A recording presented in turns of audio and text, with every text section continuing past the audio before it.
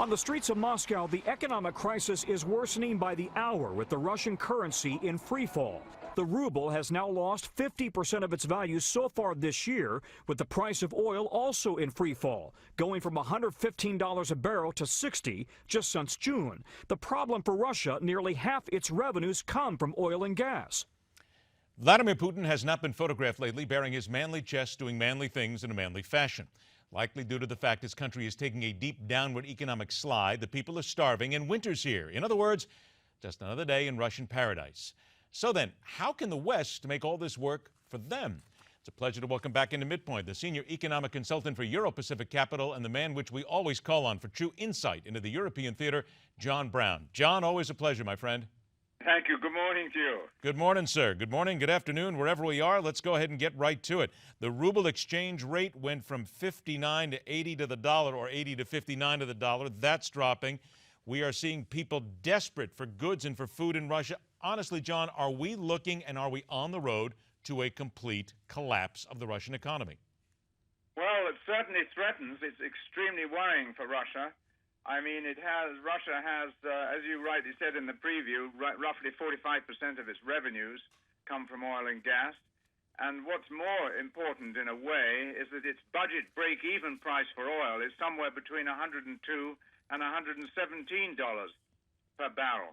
So when you get today's prices, it means that Russia, which was already nearing recession, is having to cut back on government spending and could force a recession into a real depression. So it's a very, very major economic threat. They have about 500 billion of reserves, but in today's currency markets, that's a very vulnerable figure. There are rumors, in fact, the front page of the Financial Times today, an article someone was suggesting they might move to gold backing for the ruble to try and save the ruble from further collapse. But I mean, the Russian citizens have already lost 50% of the value of their ruble this year, over 50% this year, of the value of their savings and all ruble-denominated instruments. So it's a very serious thing. But of course, Russia, one must remember, although it may be an economic pygmy, relatively speaking, to the major economic powers, it's still a major military power with nuclear weapons.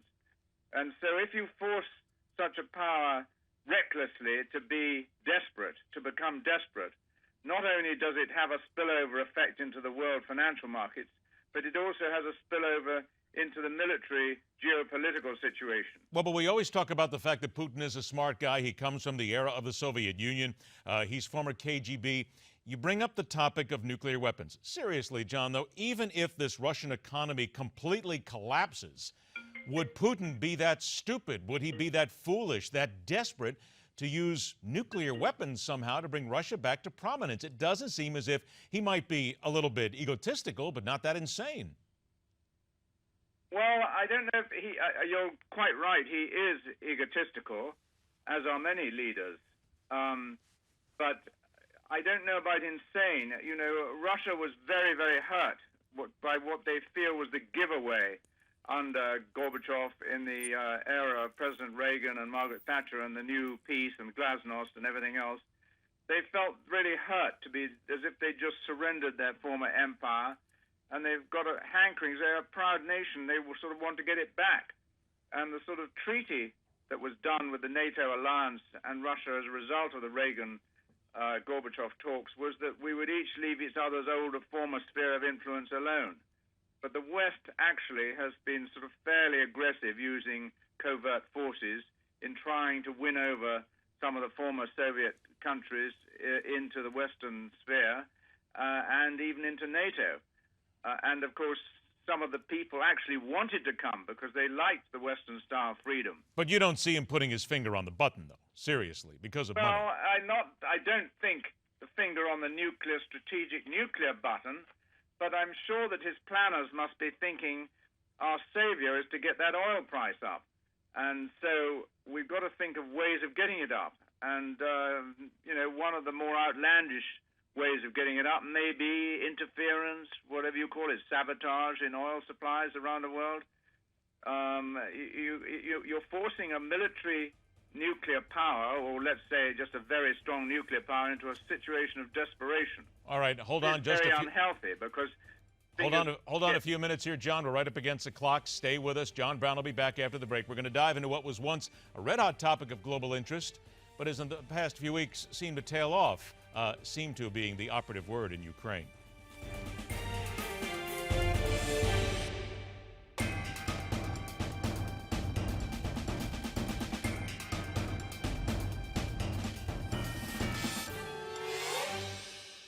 Back to MidPoint. Let's welcome back the senior economic consultant for Euro-Pacific Capital, John Browne, joins us. John, let's stay on the money side of things here. In January of this year, 2014, William Browne from the Hermitage Capital Management, or Hermitage Capital Management, I should say, made this statement.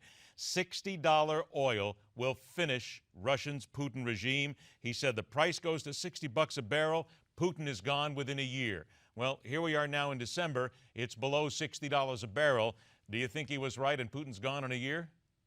Well, I think he's right in terms of the trend. Yes, I think if Russia's economy collapses, which it almost certainly would if oil stays way below $60 a barrel, and you had a Saudi minister talking about $20 a barrel even, it would certainly do serious damage, and that tends to unhinge his supporters. He's got massive support at the moment, 80% popularity poll, plus he's got the oligarchs back on side by giving them amnesties and encouraging them back. But, you know, all his friendship has a breaking point, and it certainly would hurt Russia so much that it would, in fact, I believe, reach a breaking point if it went on for a year. Well, here's a breaking point, because today we find out that Russia and 4 other ex-Soviet nations have completed the creation of a new economic alliance intended to bolster their integration. It's the Eurasian Economic Union. Russia, Belarus, Kazakhstan, Armenia, and Kyrgyzstan will come into existence on January the 1st. They're going to bring along free trade, but I think they're going to try and basically share a little money along the way. Does something like this speak to you as desperation by Putin, or is this simply just something to stall?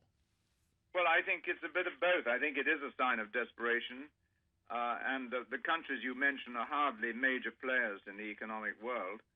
And therefore, it may also be something to stall. But it indicates desperation is worrying to me, because that is a two-edged weapon.